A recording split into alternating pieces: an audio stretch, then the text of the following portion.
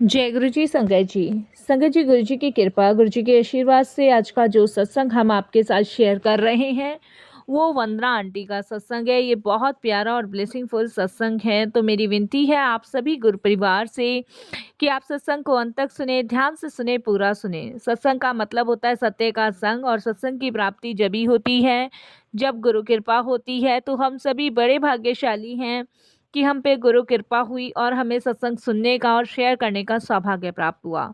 तो प्लीज़ आज संगत जी बिना स्किप किए इस सत्संग को बड़ी श्रद्धा भाव से अंत तक सुनिएगा।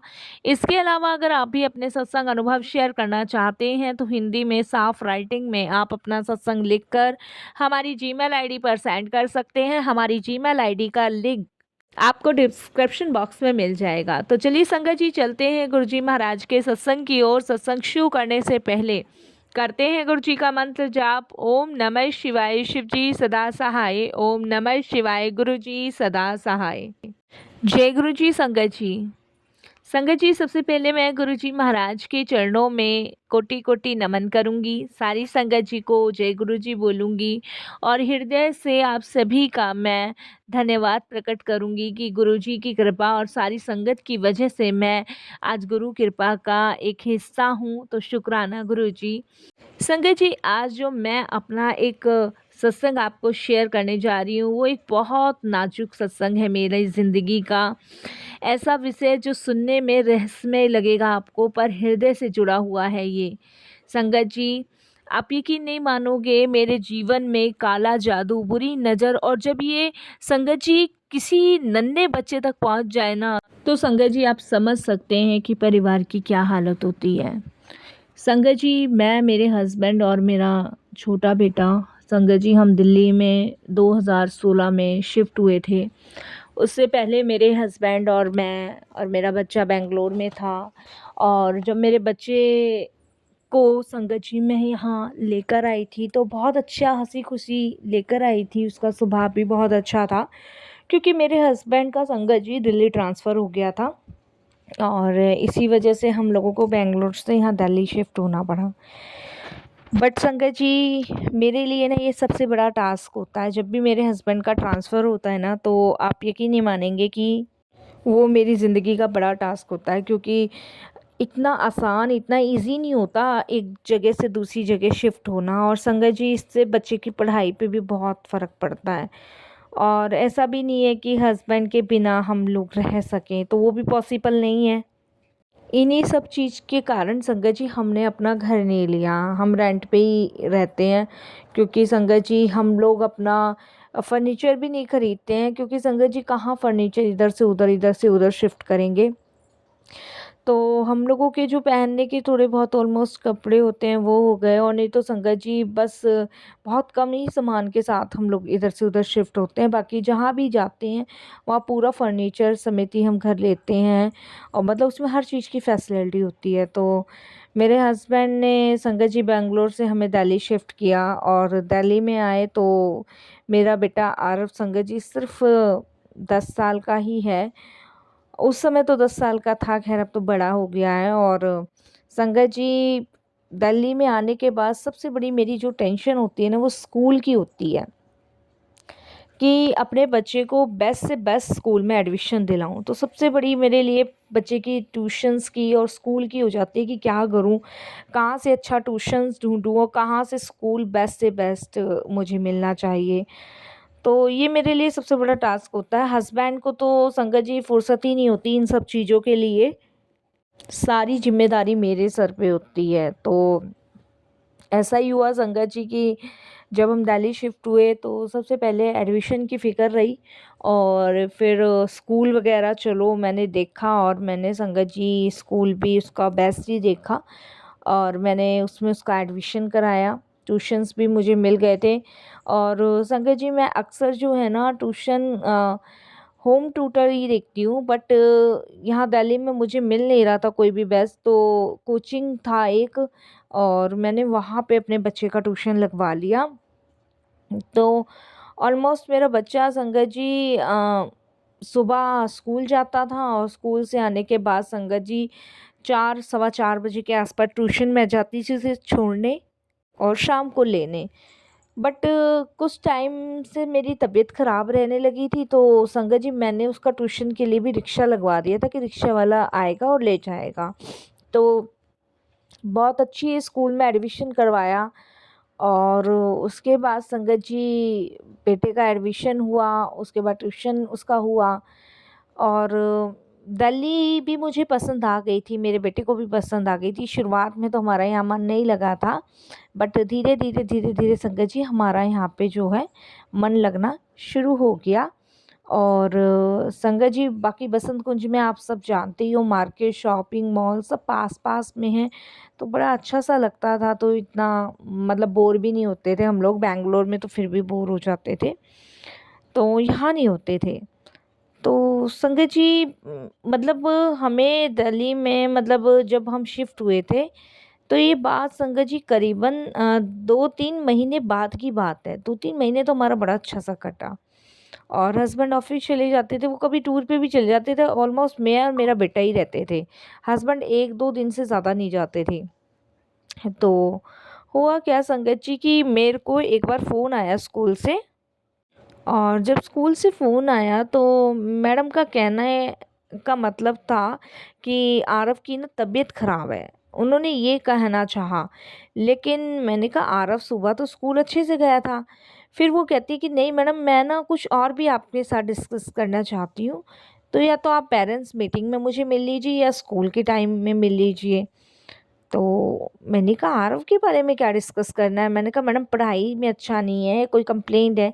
कि नहीं मैडम आप जो है ना पहले मुझसे मिल लीजिए। तो मैंने कहा ठीक है। तो मैं संगत जी स्कूल टाइम में उनसे मिली, पीटीएम का वेट मैंने नहीं किया और मैं मैडम से मिली तो मैडम मुझे कहती हैं कि मैडम आपको आरव के अंदर कुछ चेंजेस नज़र आते हैं अपने घर में आपने देखा हो तो? मैंने कहा नहीं आरव में तो कभी कोई चेंजेस नज़र नहीं आया, वो तो वैसा ही है। तो वो मुझे कहती है कि मैडम हमें ना और बच्चों के मुकाबले आरव ना सामान्य नहीं लगता और इसके अंदर ना बहुत परिवर्तन देखने को हमें मिलता है स्कूल क्लासेस में। तो जैसा मतलब आरव पहले आया था उसके मुकाबले बहुत चेंजेस हो गए हैं इसमें। तो मैंने कहा चेंजेस मतलब बताओ आप? तो कहती है सब बच्चे पढ़ाई में ध्यान लगाते तो ये डेस्क पे बैठ के सोता रहता है और अचानक से चिल्ला बैठता है और अपना लंच भी ये डस्टबिन में डाल देता है और क्लास से बाहर चला जाता है और इसके आँखों में ना एक डर सा बना रहता है और बातें नहीं करता है किसी से, हँसता बोलता नहीं, खेलता नहीं है। मैंने कहा ऐसा तो पॉसिबल नहीं है, घर पे आके तो बहुत अच्छा से बिहेव करता है। तो मैडम कहती है कि नहीं, हमें ना कुछ चेंजेस लग रहे हैं या तो इसकी तबीयत ठीक नहीं है, आप किसी डॉक्टर्स को दिखाओ और एक बार डॉक्टर ही बताएँगे। तो मैंने कहा ठीक है, मैं स्कूल से इसको घर लेकर आई और मैंने अपने हस्बैंड से डिस्कस किया। मैंने कहा स्कूल से फ़ोन आया था, ऐसे-ऐसे बात बता रहे थे टीचर। तो मेरे हस्बैंड मुझे कहते हैं अरे तुम ज़्यादा सोचती हो सकता है बच्चा ही तो है, तबीयत ख़राब हो गई, ये ठीक नहीं लग रही होगी तबीयत, इतना मत सोचो और डॉक्टर के पास लेके जाओ आरव को। तो मैंने कहा ठीक है। तो मैंने अपने हस्बैंड की बात सुन के संगत जी एक अच्छा सा डॉक्टर देखा और मैंने वहाँ ले जाने का सोचा। संगत जी मैं अपने बेटे को डॉक्टर के पास लेके गई तो डॉक्टर ने चेक किया तो बच्चे को मेरे हल्का मामूली सा बुखार था। तो कुछ टेस्ट भी उन्होंने लिखे और फिर संगत जी मैंने उनको बोला कि ये अचानक से मतलब ऐसा वीक भी होता जा रहा है और इसकी आंखों के नीचे भी काले घेरे हो रहे हैं। तो टीचर ने भी बताया है कि क्लास में आरव जो है मतलब इसका व्यवहार ऐसा हो रहा है, बेचैनी रहती है इसे, दृष्टि दूर की दृष्टि भी इसकी सही नहीं है। मैं डॉक्टर को बता रही थी तो डॉक्टर कहने लगे कि बच्चे के पास पढ़ाई का बर्डन ज़्यादा होता है इसलिए है और फीवर है, मेडिसिन्स दे रहे हैं, आराम बढ़ जाएगा। इस तरीके से डॉक्टर बोले। मैंने कहा ठीक है संगत जी, इस तरीके से बातचीत होने के बाद और जब संगत जी मैं घर आई तो मैंने अपने हस्बैंड को कहा, मैंने कहा मुझे कुछ ठीक सा नहीं लग रहा है और संगत जी पार्क में बच्चा मेरा जाता था तो पार्क में भी नहीं खेलता था। संगत जी कुछ जैसे पार्क में उसके फ्रेंड बन गए थे, तो मुझे लगा कि भई उनकी मम्मियाँ हमेशा आरव की मतलब एक्टिविटी को देख के पूछती रहती हैं, हो सकता है उनकी नज़र लग गई हो इस तरीके से मेरे माइंड में आया, तो मैंने इसकी नज़र भी उतारी, क्योंकि संगत जी मेरी मदर इन लॉ जो है ना वो गाँव की हैं बहुत।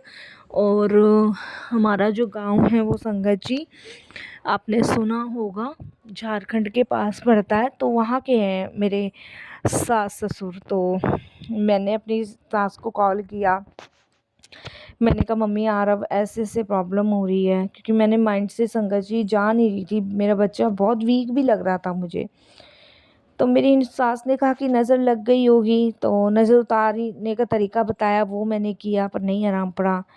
फिर मेरी सास ने कहा किसी ने तंत्र मंत्र तो नहीं कर दिया। मैंने कहा मम्मी यहाँ कौन करेगा। तो मेरी माँ जो मदर इन लॉ है वो कहती कुछ तो है ना, नहीं बच्चा एकदम से कैसे मुरझा गया।